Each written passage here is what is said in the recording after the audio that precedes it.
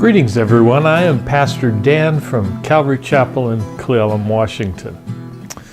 Well, 2 weeks ago, we began a new series in our Encouraging Words devotional called Seeking Things Above from the book of Colossians in chapter 3, verses 1 to 4.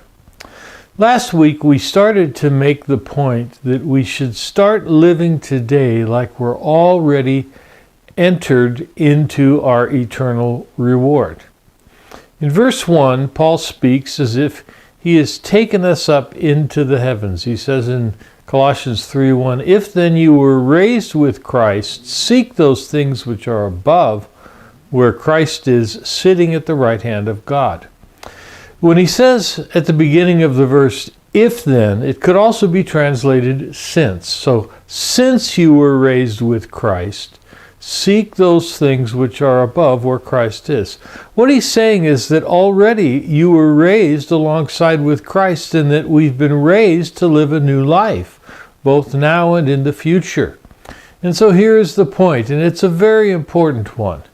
The physical resurrection of Jesus guarantees your own bodily resurrection at the rapture. But another great guarantee is the power of his resurrection, or that the power of his resurrection is yours and mine to tap into today, so you might walk in newness of life with him. In this way, you can enjoy the present moment as if you had already settled into your seat in heaven. Now let me try my hand at what may be a bad example. A lot of people my age are talking about retiring. Some people know exactly what they want out of life and how they intend to achieve it. Sacrifices are often necessary for the success of a plan in the long run. If you have a certain retirement destination in mind, you may want to consider purchasing land there and in your leisure time perhaps even beginning construction. As you near retirement, you dedicate more time and energy to achieving your objective and imagine life after work. To rephrase, you start living now so that you can fully live later. On a spiritual level, it's similar. I am moved to seek those things which are above whenever I come to terms with this profound reality. Continue seeking is how it reads in the Greek.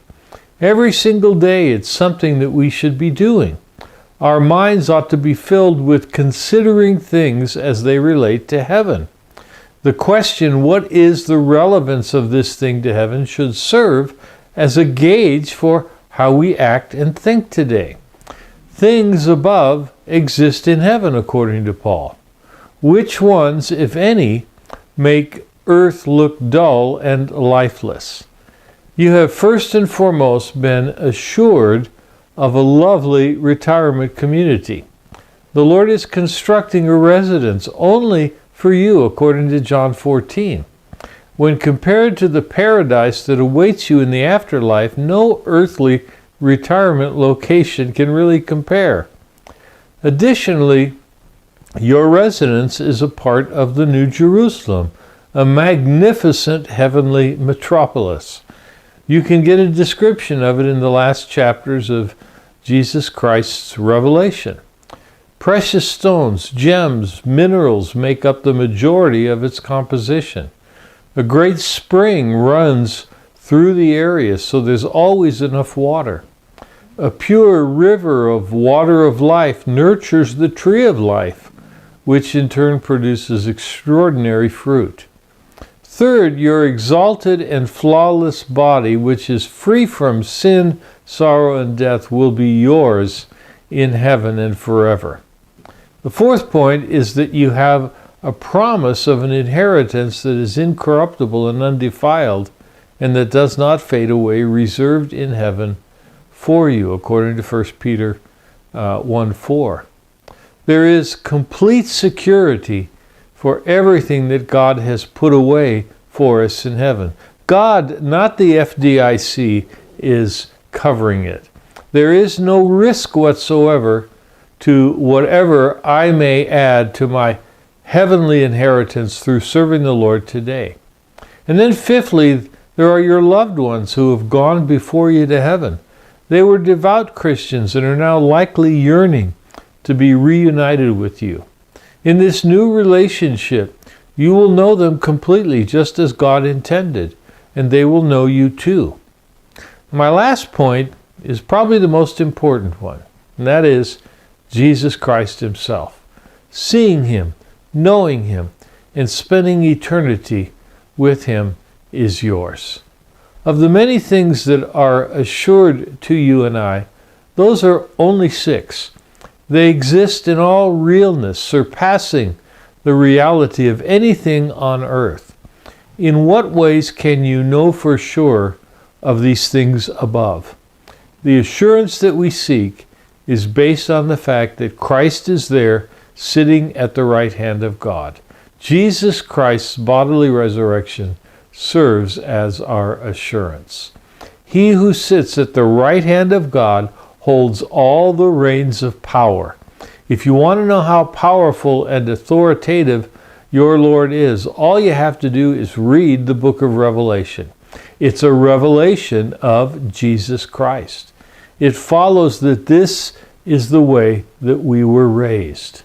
Thanks to Jesus Christ, we have experienced a spiritual resurrection and are now seated in the heavenlies. Living for the moment in expectation of what is ahead makes perfect sense. That being the case, why don't we constantly act in that manner? How come we don't always act in accordance with our raised ways?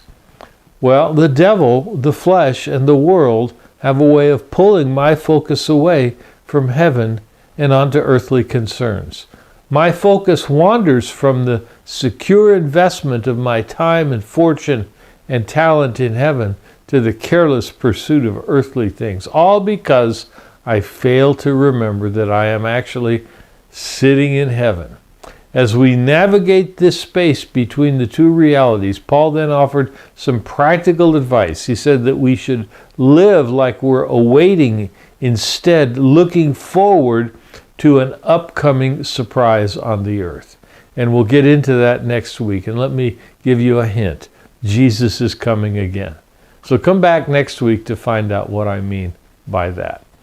Once again, I hope this has been an encouragement to you. And if it has, maybe you could click the like button and share a comment on why that is. Maybe you know somebody that could be helped by this. So could you tell them about it? And of course, we'd like to invite you to our church if you're in the area. Would you consider joining us on Sunday morning at 10 a.m. at 417 East Railroad Avenue in Cle Elum, Washington? Again, this is Pastor Dan from Calvary Chapel, Cle Elum. Thanks for joining me today. May the Lord be with you and bless you, and may He help us to stay fixed on things above where Jesus Christ is. In His name.